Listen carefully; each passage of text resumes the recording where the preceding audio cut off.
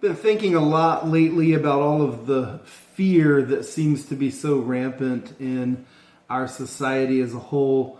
And I think it seems pretty obvious to most of us what I'm talking about. It certainly is apparent with many of the reactions to COVID-19 that has been going on, but I think we see it in other ways as well. And I think more sad to me than just the fear that I see in society in general is when I see Christians, people who claim to be followers of Jesus, who live their lives with a great deal of fear. They make decisions based in fear. And there's an interesting question that Peter asks. And if you remember, Peter's writing his letter to a church that's being persecuted. They are being targeted, not just in general, but specifically for their faith.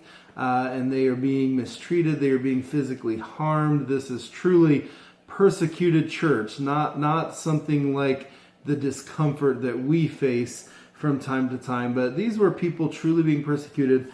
And in 1 Peter chapter 3, verse 13, Peter asks this fascinating question: who is there to harm you if you prove zealous for what is good? Who is there to harm you? And the answer seems obvious. There's all kinds of people to harm us, right? Everybody's trying to harm us.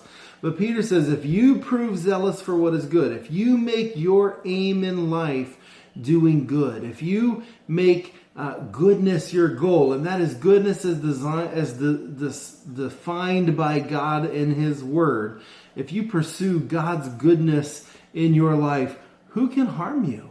Who can harm you? And it's meant to be a rhetorical question with the answer of no one, because look how he follows it. Even if you should suffer for the sake of righteousness. So he's allowing for physical suffering. You are blessed. What Peter is saying under the guidance of the Holy Spirit is that there is no physical suffering that can cause us actual meaningful harm. It might not be comfortable, but in all the ways that matter, no one can actually do us harm. There is no harm that can be done, whether we are being generally persecuted or whether we're being persecuted for our faith. We've all had people who have done us wrong, people that we trusted, people we thought cared about us, and they turn against us, they lie about us, they mistreat us. Sometimes our society may target us simply because we are trying to do the right thing. And Peter says, no matter what's going on, what suffering you might be facing, who can actually harm you when you make goodness your goal, when you prove zealous for what is good? And this is his conclusion: do not fear their intimidation, and do not be troubled.